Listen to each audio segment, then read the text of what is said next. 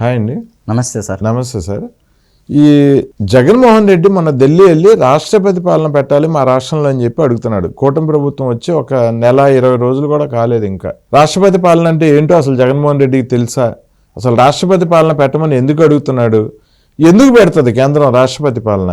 Next ఇంకోటి red book అని చెప్పి లోకేష్ మీద ప్రతిరోజు ఏడుస్తున్నాడు.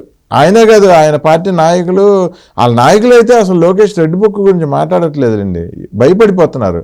ఆ రెడ్ బుక్లో మా పేరుందా అని ఎంక్వైరీ నన్ను కూడా చాలామంది అడిగారు, మా పేరు ఉన్న బుక్లో ఉందేమో ఒకసారి కనుక్కోండి అని. ఇలా నాయకులు కానీ కార్యకర్తలు కానీ భయపడిపోతున్నారు. జగన్మోహన్ రెడ్డి మాత్రం ప్రతిరోజు లోకేష్ని ఆ రెడ్ బుక్ని తలుచుకుంటానే ఉన్నాడు. ఏం చెప్తారు దీని గురించి? సార్, ముందుగా మీరు లోకేష్ గారి గురించి అడిగారు సార్. లోకేష్ గారికి పప్పే కదా సార్, ఎందుకు అంత భయపడుతున్నారు? నిజమేగా, పప్పే కదా. కొడాలి నాని గారు, వల్లభనేని వంశీ గారు, బిఎఫ్ మధుసూదన్ రెడ్డి గారు, తర్వాత అంబటి రాంబాబు గారు, అనిల్ కుమార్ యాదవ్ గారు, తర్వాత జోగి రమేష్ గారు, తర్వాత పేర్ని నాని గారు, తర్వాత దువాడ శ్రీనివాస్ గారు, అందరూ పప్పు నాయుడు అన్నవాళ్ళే కదా సార్. అవును. మరి ఎందుకు భయపడుతున్నారు మీరు లోకేష్ గురించి? అవునుగా. మరి నిజంగా లోకేష్ అంత శక్తివంతుడా, అంత సమర్థుడా, మిమ్మల్ని భయపెట్టేటువంటి సమర్థుడా అని చెప్పేసి మీరే ప్రూవ్ చేస్తూ ఉన్నారు కదా. ఇంకా వచ్చి నెల కాలేదు, ఆ లోకేష్ రాసినటువంటి రెడ్ బుక్లో ఉన్నటువంటి పేర్లు బయట పెట్టలేదు. అప్పుడే ఈ ఉలికిపాటు ఎందుకు, ఈ భంగపాటు ఎందుకు, ఈ తొందరపాటు ఎందుకు? మరి నిజంగా రాష్ట్రపతి పాలన అంటున్నారు సార్. ఒక్క నిమిషం మళ్ళీ ఇదే రెడ్ బుక్ గురించి ఎలక్షన్ల ముందు బిఎఫ్ మధుసూదన్ రెడ్డి, రామ్ గోపాల్ వర్మ, కొడాలి నాని మాట్లాడిన మాటలు ఒకసారి వినిపిస్తారు. జగన్మోహన్ రెడ్డి నిన్న మాట్లాడిన మాటలు కూడా, దాని తర్వాత మీ విశ్లేషణ తీసుకుంటా. ఎర్ర బుక్క ఎర్ర అనేది మనకి తర్వాత తెలుస్తుంది. ఆ బుక్ నాటి మడత పెట్టి కింద తోసుకోమని చెప్పండి, లేదా వీడికి పట్టపోతే ఆడి బాబు తోయమని చెప్పండి. లవ్ లెటర్ మీ నాయనకి అది అని చేస్తారు. రెడ్ బుక్ మడిచి ఆడబెట్టుకో సరిపోతుంది. Chief minister son who is Nara Lokesh is also minister displays this red book. ఇదండి వీళ్ళు నలుగురే కదా, మొత్తం ప్రతి ఒక్కడు ఇప్పుడు ఉంటున్నారు. అసలు సార్ ఇప్పుడు రాష్ట్రపతి పాలన పెట్టాలని చెప్పేసి అడుగుతా ఉన్నారు. అసలు గతంలో వీళ్ళు చేసిన దాని పాలన మీద ఎందుకు రాష్ట్రపతి పాలన మీరు అప్పుడు అడగలేదు మీ ప్రభుత్వ హయాంలో అని మనం కొన్ని ప్రశ్నలు వేద్దాం సార్. చెప్పండి. రాష్ట్రపతి పాలన అడిగినటువంటి వాళ్ళకి కొన్ని ప్రశ్నలు సార్. ఇది మీరు అధికారంలో ఉన్నప్పుడు చంద్రబాబు గారి ఇంటి మీద జోగి రమేష్ దాడి చేసినప్పుడు ఎందుకు రాష్ట్రపతి పాలన అడగలేదు వైఎస్ జగన్మోహన్ రెడ్డి గారు అని చెప్పేసి అడుగుతా ఉన్నారు సార్.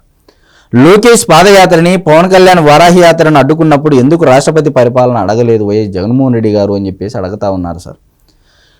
కడప జిల్లాలో నందం సుబ్బయ్యను అతి కిరాతకంగా హత్య చేసినప్పుడు ఎందుకు రాష్ట్రపతి పరిపాలన అడగలేదు వైఎస్ జగన్మోహన్ రెడ్డి గారు అని చెప్పేసి అడుగుతా ఉన్నారు సార్. అమర్నాథ్ గౌడ్ మీద పెట్రోల్ పోసి కాల్చినప్పుడు రాష్ట్రపతి పరిపాలన గుర్తుకు రాలేదా వైఎస్ జగన్మోహన్ రెడ్డి గారు అని చెప్పేసి అడుగుతా ఉన్నారు సార్. డాక్టర్ సుధాకర్ గారిని అతి కిరాతకంగా హింసించి చంపినప్పుడు రాష్ట్రపతి పరిపాలన ఎందుకు అడగలేదు వైఎస్ జగన్మోహన్ రెడ్డి గారు అని చెప్పేసి అడుగుతా ఉన్నారు సార్. మరి అదేవిధంగా అమరావతి మహిళలను బూటుకాళ్లతో లాఠీలతో కొట్టినప్పుడు ఎందుకు రాష్ట్రపతి పరిపాలన అడగలేదు వైఎస్ జగన్మోహన్ రెడ్డి గారు అని చెప్పేసి అడుగుతా ఉన్నారు సార్. ఎమ్మెల్సీ అనంతబాబు తన డ్రైవర్ సుబ్రహ్మణ్యాన్ని చంపేసి శవాన్ని డోర్ డెలివరీ చేసినప్పుడు ఎందుకు రాష్ట్రపతి పరిపాలన అడగలేదు వైఎస్ జగన్మోహన్ రెడ్డి గారు అని చెప్పేసి అడుగుతా ఉన్నారు సార్. అనసూయమ్మ అనే వృద్ధురాలి మీద ట్రాక్టర్తో తొక్కించినప్పుడు ఎందుకు రాష్ట్రపతి పరిపాలన అడగలేదు వైఎస్ జగన్మోహన్ రెడ్డి గారు అని చెప్పేసి అడుగుతా ఉన్నారు సార్. అబ్దుల్ సలాం కుటుంబం ఆత్మహత్య చేసుకుంటే ఎందుకు రాష్ట్రపతి పరిపాలన అడగలేదు అని అడుగుతున్నారు వైఎస్ జగన్మోహన్ రెడ్డి గారు. అదేవిధంగా తెలుగుదేశం పార్టీ కేంద్ర కార్యాలయం మీద దాడి చేసినప్పుడు ఎందుకు రాష్ట్రపతి పరిపాలన అడగలేదు వైఎస్ జగన్మోహన్ రెడ్డి గారు అని చెప్పేసి అడుగుతా ఉన్నారు సార్. ఇలా చెప్పుకుంటూ పోతే శాంతాడంత లిస్ట్ ఉంది సార్. ఒక 100 సార్లు పెట్టాలి రాష్ట్రపతి పాలన జగన్ పాలనలో. నిన్న అసెంబ్లీలో దాదాపు 70 నుంచి 80% మంది, అంటే దగ్గర ఒక 100 మందో 70 మంది 80 మంది ఎమ్మెల్యేలు మొత్తం అన్ని పార్టీలలో లేచారు సార్. 142 మంది లేచారు. 70 నుంచి 80% అంటే వాటికి వస్తారు సార్. అవును, మొత్తం అంతమంది ఎమ్మెల్యేలు నిలబడ్డారు అంటే రాష్ట్రంలో ఎవరి హయాంలో శాంతి భద్రతలు ఉన్నాయనేది అసెంబ్లీ సాక్షిగా నిన్న కనపడ్డది సార్. అసెంబ్లీ సాక్షిగా లేచి నిలబడండి అంటే ఇంకా చంద్రబాబు నాయుడు గారు ఉండేసి ఎక్కువ కేసులు ఉన్న వాళ్ళు ముందుకు రండి అంటే మొత్తం పొడే ముందుకు వచ్చేవాళ్ళు మొత్తం సార్. అందరూ ముందుకు వస్తారు. నేనంటే నేను అని చెప్పేసి వాళ్ళే కొట్టుకునేవాళ్ళు సార్. నా మీద ఎక్కువ కేసులు ఉన్నాయి. ఈ తరహాలో రాష్ట్రంలో పరిపాలన జరిగినప్పటికీ వైఎస్ జగన్మోహన్ రెడ్డి గారు ఢిల్లీ వేదిక మీరు ఏమి నిరూపించాలనుకుంటున్నారు? ఇది ఎంతవరకు సమంజసము?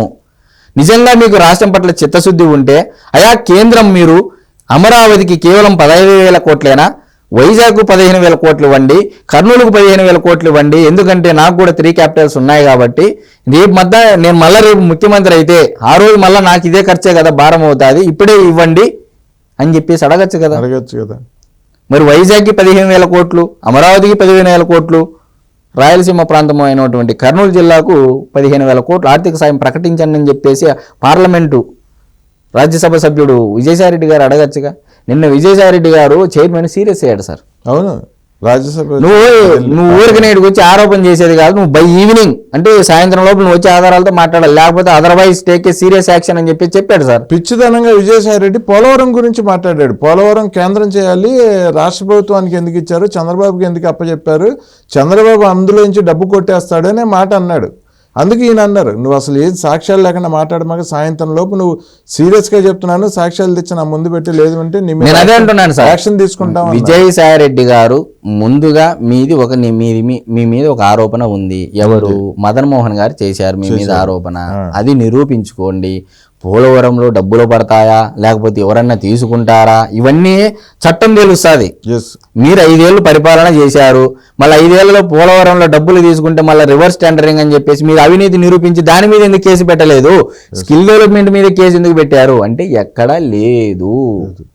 మీరు అన్నటువంటి 6 లక్షల కోట్ల అవినీతి పుస్తకాలు ఎక్కడ పోయాయి? నేనేమంటా ఉన్నానంటే నిజంగా మీకు రాష్ట్రం పట్ల, రాష్ట్ర ప్రజల పట్ల, రాష్ట్రం సర్వతోముఖాభివృద్ధి కోసం పాటు పడాలి అని మీకు అంతఃకరణ శుద్ధి ఉన్నట్లయితే నిజంగా మీరు పార్లమెంట్లో ప్రశ్నించాల్సిన అంశాలు ఏంటి సార్?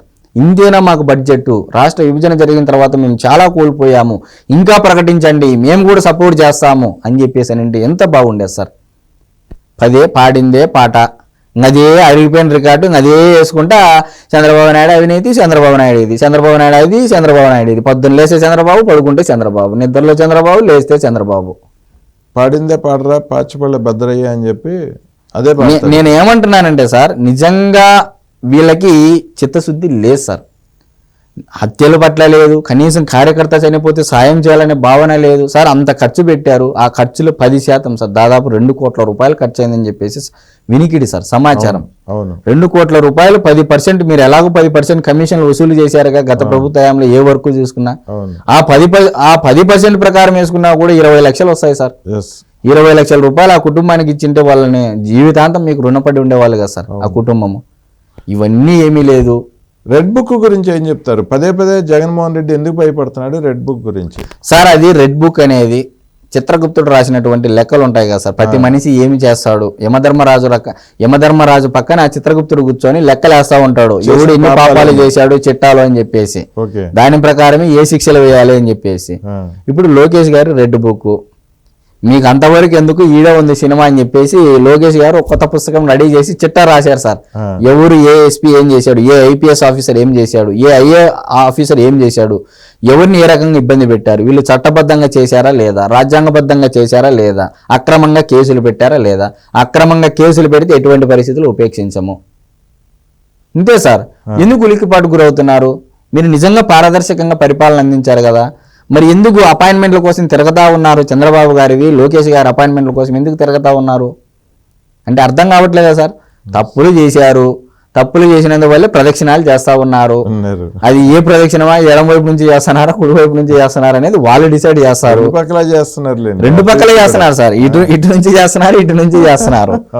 మరి ఇటువంటి పరిస్థితుల్లో మీరు లోకేష్ గారి రెడ్ బుక్ అనేది మీకు అంత ఈజీగా వదిలిపెట్టదు. జగన్మోహన్ రెడ్డి గారే లోకేష్ గారిని ముఖ్యమంత్రిగా చేసేంత వరకు వదిలేదట్లేడు సార్. జగన్మోహన్ రెడ్డి గారు లోకేష్ గారిని ముఖ్యమంత్రిగా చూసే వరకు వదిలేదట్లేడు లోకేష్ గారిని. అదేంటి? నేను ఎందుకు ఈ మాట అంటున్నానంటే సార్, లోకేష్ గారి సమర్థత, జగన్మోహన్ రెడ్డి గారు ముందుగా పసిగట్టారు. అందుకే యువగలం పాదయాత్రలో ప్రతి అడుగున అడ్డుపడ్డాడు. పడ్డాడు. ఇతను వాళ్ళ నాయన కంటే మహానుభావుడు, తెలివిపరుడు, చాణక్యుడు, అపర చాణక్యుడు, సమర్థుడు. ఏమీ తెలియనప్పుడే ఐటీ శాఖ మంత్రిగా ఉన్నప్పుడు, గ్రామీణాభివృద్ధి పంచాయతీ రాజ్ శాఖ మంత్రిగా ఉన్నప్పుడే జాతీయ స్థాయి నుంచి 600 అవార్డులు తెచ్చినటువంటి వ్యక్తి ఎంత ఎంత వీళ్ళు అమాయకులు అనేది ప్రజలు జగన్మోహన్ రెడ్డి గారిని నిరూపించారు సార్. ఎస్, అవును. నాలాంటి వాళ్ళని తెచ్చిపెట్టుకొని 31 కేసులు ఉన్నవాడిని నన్ను ముఖ్యమంత్రిగా చేసుకున్నారు, ఎంత తిక్కలోళ్ళు ఆంధ్రప్రదేశ్ రాష్ట్ర ప్రజలు అని చెప్పేసి అని అనుకున్నాడు సార్ జగన్మోహన్ రెడ్డి గారు. తప్పేం లేదు సార్, జగన్మోహన్ రెడ్డి గారు కూడా తన స్వభావాన్ని ఎప్పటికీ అలానే ఉంచుకున్నాడు. కానీ ప్రజలే ఆశపడ్డారు, భంగపాటు గురయ్యారు సార్. ఎస్, ముద్దులు వచ్చాయి, పిడుగుద్దులు వచ్చాయి, కర్మకు ఫలితం. చేసిన కర్మకు ఫలితం అనుభవించారు. ఎవరైతే ముద్దులు పెట్టించుకున్నారో అందరూ అనుభవించారు. మరి ఈరోజు నీతులు చెప్తే ఎలా అవుద్ది సార్? లోకేష్ గారు ది లీడర్ అని చెప్పేసి జగన్మోహన్ రెడ్డి గారు ప్రూవ్ చేశారు సార్ ఢిల్లీ వేదికగా. ఓకే అండి. రెడ్ బుక్ కోసం జగన్మోహన్ రెడ్డి ఎందుకు భయపడుతున్నారంటే లోకేష్ని ముఖ్యమంత్రిని చేయటానికి అంటున్నారు. ఖచ్చితంగా సార్. ఓకే, థ్యాంక్ యూ అండి. నమస్తే అండి.